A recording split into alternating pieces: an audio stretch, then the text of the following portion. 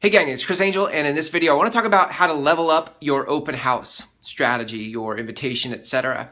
So one of the things I've noticed on Facebook as I scroll through my timeline, since I have so many of you as Facebook friends, is actually there's probably none of you doing this, but I see a lot of people advertise their open houses on Facebook like, hey, I've got an open house this weekend, come visit me or come see me.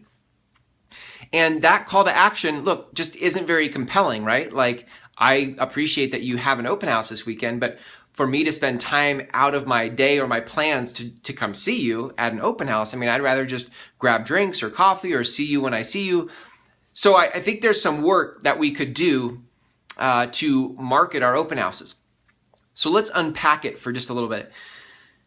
The first thing is, look, there's two groups of people you're marketing to. One are buyers, and those people are gonna find you anyway if you're doing an open house because they are already in the market, driving streets, driving neighborhoods, looking for houses they can check out.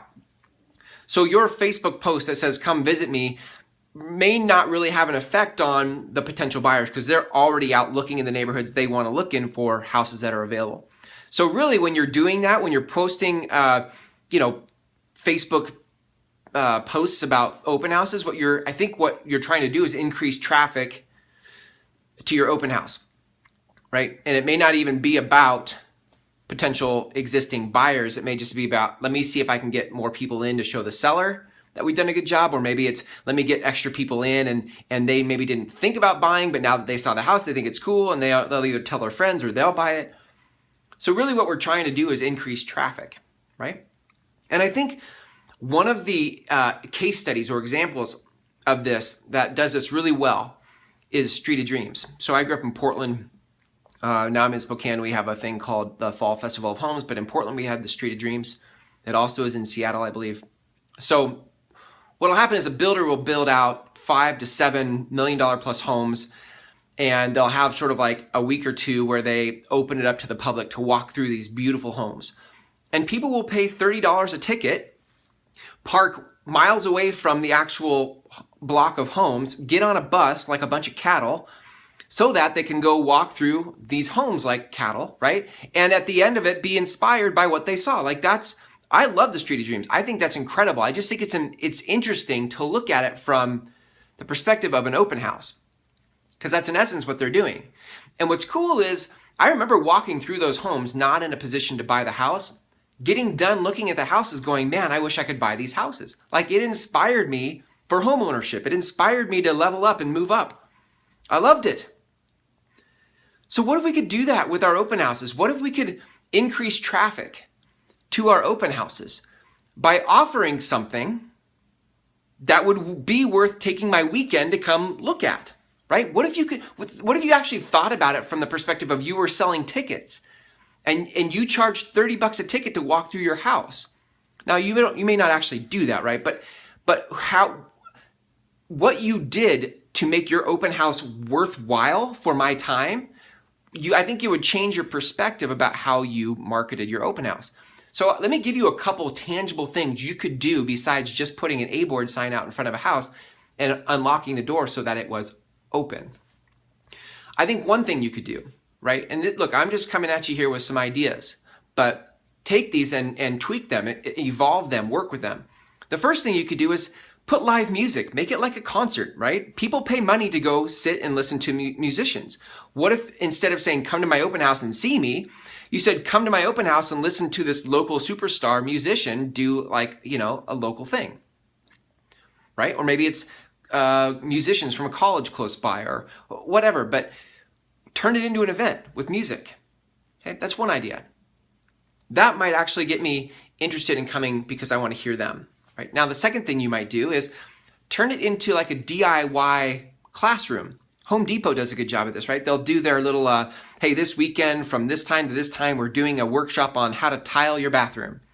Well, what if you could have a contractor, maybe it's not Home Depot, but one of your preferred vendors who's a contractor, sit in the open house with you and sort of put on a workshop about whatever, tiling or how to, some sort of DIY thing. Maybe it's, if you don't want to go to full production, maybe it's just a Q&A session. But think about how do you add value to the people that would potentially come through. So now your Facebook post would say, hey, I have an open house this weekend from 1 to 4. And during the open house, I've got so-and-so, my contracting, my preferred vendor for contractors, doing a workshop on tiling or a workshop on landscaping, because spring is just around the corner. We got to figure out how to get our lawns green for this, whatever. Okay. Start to use your open houses as events if you're going to market it to your Facebook feed. Give them a reason to come to your open house. All right. The last thing could be something more real estate specific. It could be something like you're going to do a first-time homebuyer workshop in the open house. I mean, how appropriate is that? Or maybe you're just simply going to do maybe you do like a symposium, a market symposium to talk about the economics of the city, and maybe you do it with maybe you put it on Periscope or Blab, or you live broadcast it, but you're doing it from the open house. And maybe you invite an economist, or you invite a mortgage person who has a take on interest rates, or you get the idea, right? Like what we're talking about here is turning your open house into an event, and that would actually create traffic. Now, in a perfect world, what would happen is people who weren't right now in the market to buy a house would come to your event at this house you're holding open, and in the process get into a dialogue with you. Maybe it's after the event is over and they stick around and they're having a conversation, or depending on the content, you give them ideas for like how to remodel something in their house, and they're like, you know what, we've thought about remodeling, but we don't really know, maybe we should just buy something new. Or if your house is a killer house, right? Like it's the perfect move-up house and it's sweet. And who you're inviting are people who would be maybe first-time home buyers, and you're inviting them into this nicer move-up house. Well, maybe now just being in the house is casting vision for them about like how cool it feels to be in this move-up house. And now you're getting people interested in buying, whereas before your event, they weren't. But we got to get them in the door with something that's worth coming to. And this is no reflection of you, but to come visit you, simply to visit you at your open house, is probably not the best call to action.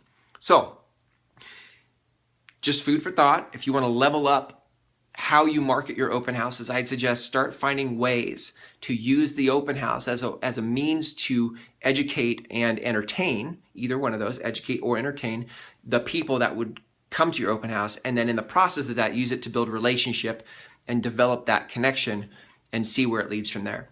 All right, gang, hope this is helpful for you as you think about your marketing of your open houses, and I'll catch you on another video.